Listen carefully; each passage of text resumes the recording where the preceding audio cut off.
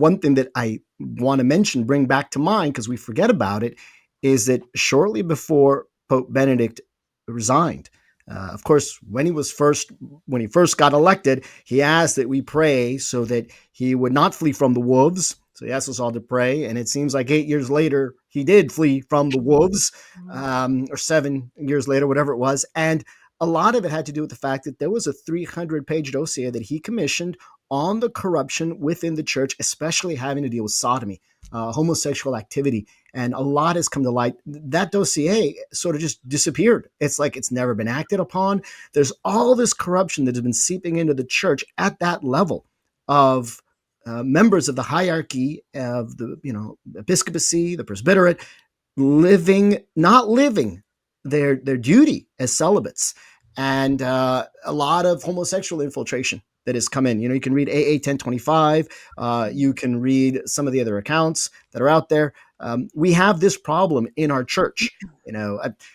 This is nothing I know for certain, but there are those who have said that they've spoken, for example, with high, top intelligence level individuals in the government, the U.S. government, and that they have dossiers on various bishops, and that certainly 70% of them have this homosexual orientation tendency, or higher.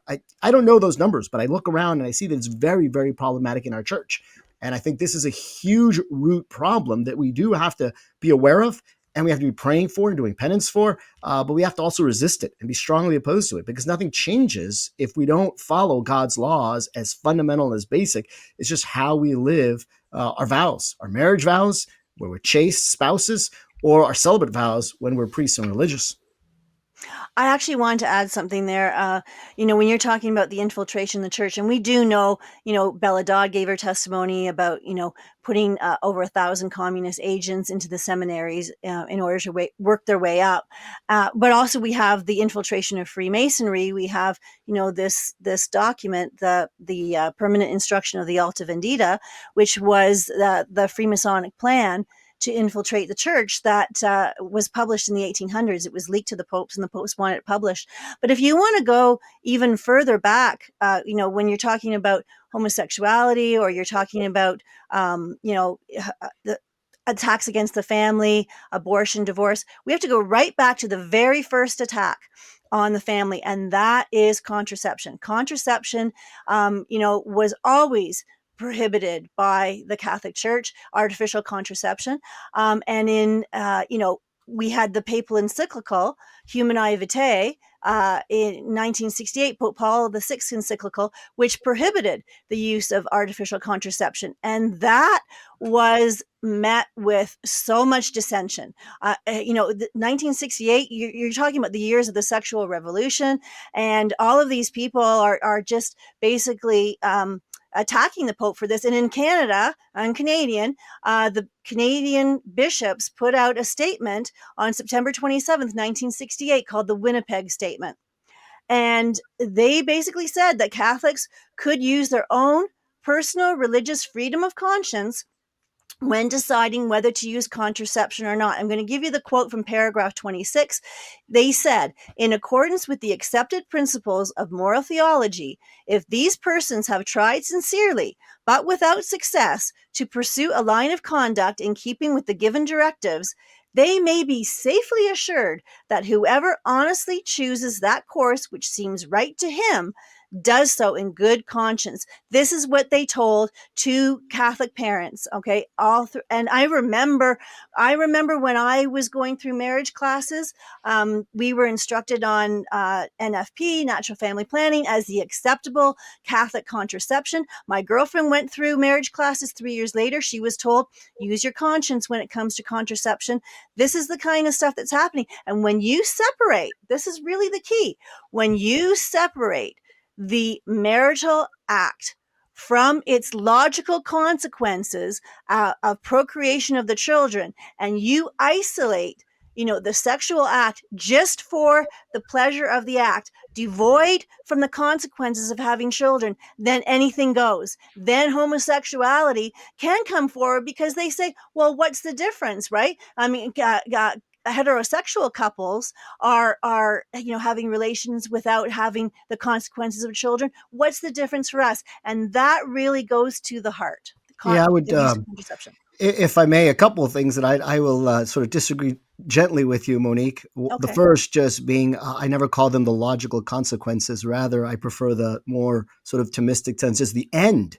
That Okay. marriage has an end. It has a purpose, Well, right? true. It's a gift, Yes. and I know you agree with that. But I think our words are really important. So I never like Yes. to speak of sort of saying, well, the logical consequence of the marital act. This is the end. This is Yeah. the reason why it exists and why God made it, and that's Why also make what's God so me important. marriage? Yes. I'm And sorry. then the other thing that the other disagreement is that you said, let's go back to the root of it, contraception. Well, that's certainly a root, but it's far, far deeper, right? You brought up Humane Vitae, which is obviously a document in 1967, I think.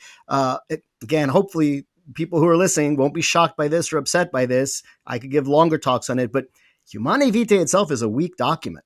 It Mm. does come to the proper conclusion, but the means and the argumentation that it uses to get there are very flawed and very problematic because it goes into a subjectivism and a personalism, weak philosophies that are not rooted, for example, in Catholic teaching. And the biggest problem there is just this ends, right? So marriage has two ends. The primary end is the procreation, the formation of children, right? To get souls to heaven so that they can love God for all eternity and glorify God for all eternity. And we can all benefit from that, right? That's the primary end of marriage. The secondary end is for the mutual good of the spouses, both in quelling concupiscence and sort of their mutual help. But the primary is primary. And there is a confusion of that, a reordering, an equating, or even of putting the secondary first that comes about through even the documents that you see it already in Gaudium et Spes, which is the Church's Constitution on the Modern World from Vatican II. And you see that played out as well in Humanae Vitae. So already there's that very big weakness. A much better and stronger document is Casti Connubii, which Yes. Pius XI wrote in 1930 on contraception when the Anglicans, of course, started allowing it. But even before that, and this is the document I like even more, is the one going back to 1880, right? And that's Arcanum Divinae, which Pope Leo XIII wrote. And what prompted him to write it was the promotion of divorce. And which has, of course, evolved into no-fault divorce. So I would say that's actually an even deeper problem. Once you start allowing divorce and accepting it as part of the social order and the social fabric, especially the horrific no-fault divorce, then you're already opened the door for contraception. It's like contraception is just a matter of time. Just like once you accept contraception, abortion is right around the bend, and right after that, all this other stuff, the LGBTQ, transgender, and everything else we're talking about is around the bend. But I would say the real root is divorce because, again, divorce is attacking the very heart of marriage. I think when you introduced that third point, Murray, you even said the indissolubility of marriage Yeah. and the sanctity of the family. And that's true, right? So once you, and so many of us have just become okay with divorce. And this is not acknowledging Christ's social order, and it's not acknowledging it within the church either, right? Even this concept that annulments are just Catholic divorces, and the fact that annulments are being given out so freely is extremely problematic within the church today.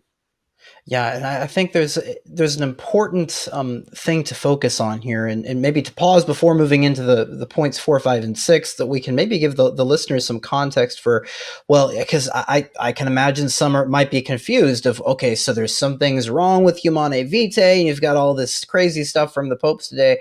What should we follow? Well, the reason why the central point in Humanae Vitae that birth control contraception is morally illicit. The reason why we would say that that is infallible is not because just the Pope said it, because that's not a statement ex cathedra. And that goes for all of those statements concerning contraception that you mentioned. Rather, there's something called the Ordinary and Universal Magisterium, which is where the church from all time and from in all places draws on a certain teaching. And this is the case with Roman Catholicism, where we've seen the constant practice, going back to the patristic testimony, the early church fathers, going into the Middle Ages, the constant repetition of this among the popes and among the bishops, that contraception is illicit. And this is very important too, when people might be considering, why is Catholicism the true religion? Well, this is a point that we can actually use. You mentioned divorce.